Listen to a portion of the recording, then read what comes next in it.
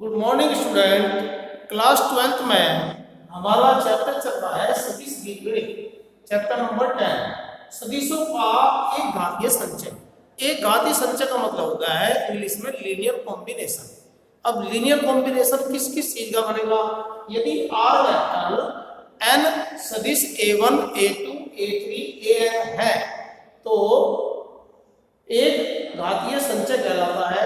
Are vector एक घातीय संचय तब कहलाएगा अगर ऐसे ऐसे एन वेक्टर यदि एन अदिश x1 x2 x3 xn इस प्रकार अस्तित्व में है, यानी हम उनको इस प्रकार लिख सकते हैं।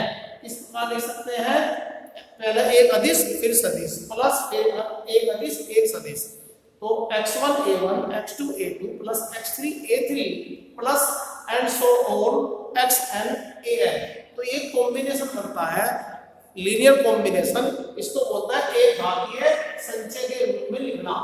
ये इसका एग्जाम्पल है। तो हमारा जो वेक्टर दिया हुआ है आर वेक्टर, उसको हम इस प्रकार लिख सकते हैं। तो अगर हम इस प्रकार लिख सकते हैं तो वे सारे वेक्टर, वे सारे सदिश, ये वाले सदिश एक घातीय संचय सदिश कहलाएंगे। असमरेखीय सदिश, असमरेखीय सदिश में हम क्या करते हैं?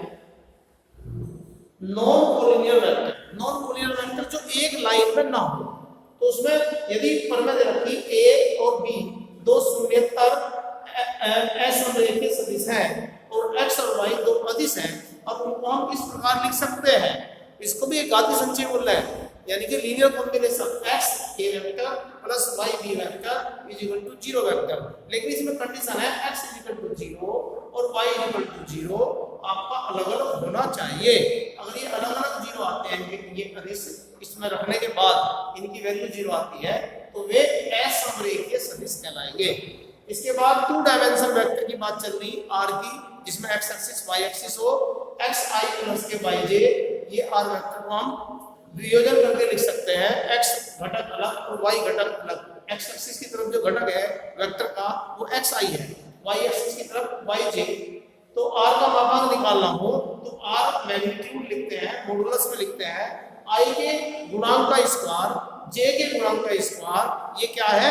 r का मापांक। और r का इकाई सदिश निकालना हो तो r वेक्टर बटे r का मापांक, r वेक्टर xi प्लस के yj बटे under root x square plus y square. इस प्रकार से हम r का इकाई सदिश निकालते हैं, यूनिट वेक्टर निकालते हैं r का। r वेक्टर को उसके मैग्नीट्यूड से डिवाइड कर दो तो जो आएगा वो यूनिट वेक्टर आएगा।